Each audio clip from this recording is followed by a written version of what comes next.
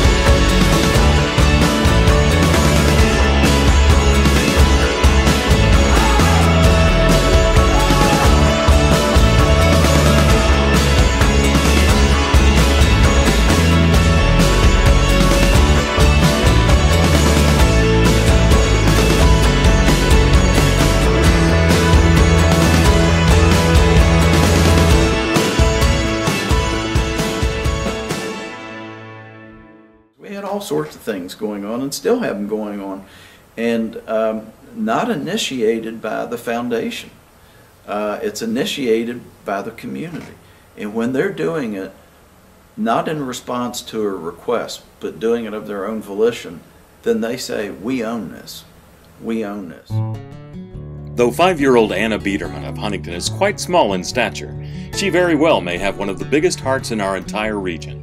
To raise money for the Children's Hospital, she recently organized a neighborhood lemonade stand that brought in more than $300. She came up with the idea to do it after being hospitalized a few months earlier with a serious virus. It was a scary situation for her and her entire family, and it awakened in her a strong sense of compassion for other hospitalized children. I was in the hospital and I knew how all those kids felt, because I don't think it's fun to be in the hospital, because I got my blood drawn and it was just not fun, because I just wanted to do a lemonade stand and I thought it would be fun. Then I changed my mind. I wanted to give it to the Children's Hospital, and I know how it's like to be in there, and I just thought it was not fun. Similarly, a different 8-year-old girl's idea to organize a swimming party this past summer helped raise more than $5,000 and collect more than 150 new toys for the Children's Hospital. Abigail McNeely of Barbersville was so impressed with the child-friendly atmosphere of Nationwide Children's Hospital when her younger brother Ethan was hospitalized there recently that she developed the idea to create Ethan's Toy Box, helping hospitalized children through gifts of toys. When Ethan was in the hospital, they had art cards that came around, and every time they took him for a test, he came back with a new toy. His sister got to do the same thing, and for him to sit and think about being in the hospital, and when we talk about, if he hears us talking about it, he remembers those little toys. He remembers, you know, the craft that he got to do, and that's a great feeling for us to know that he remembers that and not being in the hospital. And one of the most popular events each year in our community has been the annual West Virginia Hot Dog Festival, which brings together regional hot dog vendors and hot dog lovers to raise significant funds for the Children's Hospital. We'll be over $100,000. And what started off small, you know, when we're at our 7th annual, that's pretty good for a one-day event from 11 a.m. to 5 p.m., 6 hours, you know, one day a year. We've been blessed. Indeed, through contributions big and small, our Children's Hospital project and our community has been blessed. We started out with some very large dollar amounts. And it might seem a strange thing to say, but it grew into small dollar amounts. And you might think it works in the opposite direction, but it didn't. We got large donations by individuals that had capacity, they have the ability, and they grew to have the affinity to help with the Children's Hospital.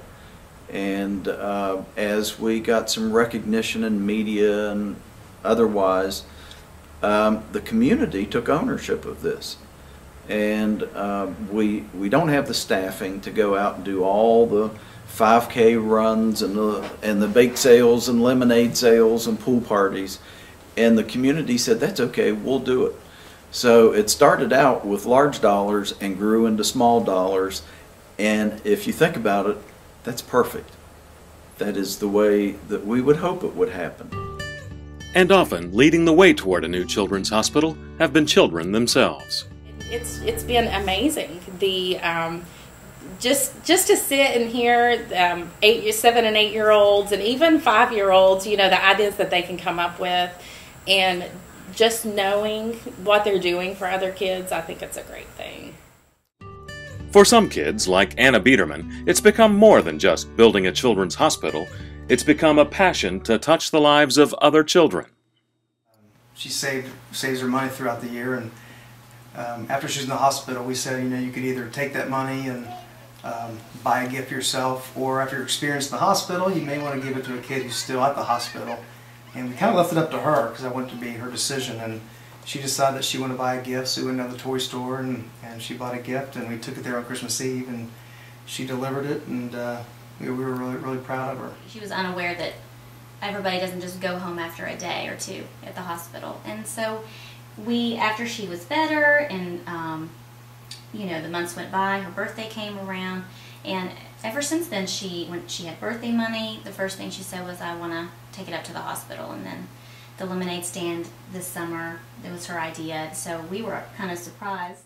And the McNeely family was also surprised to see how a small idea, like a pebble, can create a big ripple in the water. Our initial thoughts of trying to give $500, maybe $1,000, turned out to be $5,000. So any small idea that someone has can quickly turn into a big idea that will benefit the kids and, again, the community. Got a glimpse of how important that children's hospital is, and how it's so important to our community. And we just, you know, we thought whether it's a family making a $1 million donation or a kid having a $300 lemonade stand, it was just one way to help. People shouldn't think that their money doesn't count, their time doesn't count, their effort doesn't count, because it does. It all adds up, and it all fills that bucket. It's like putting sand in a bucket or some small rocks in a bucket. The more you have, the bigger the bucket gets full. And that's what we're doing, at least with our portion from the Hot Dog Festival, as well as other people in the community, like you just mentioned, from different kinds of parties or dinners or whatever, that all add up. We're all just small pebbles in that bucket, getting it filled, you know, to where we can realize our dream of having the children's hospital that we want to have, and to be able to have the doctors here that we need and that we want, that are the best. And thanks to you and the combined efforts of an entire community, that dream is not far from becoming reality. We're at $10.5 million, and our goal is $12 million. To do what we want to do is going to cost in excess of $15 million. But when we reach our $12 million goal, we're going to sit back for an hour or two and celebrate, and then move on to try to raise the money to do what our children really deserve.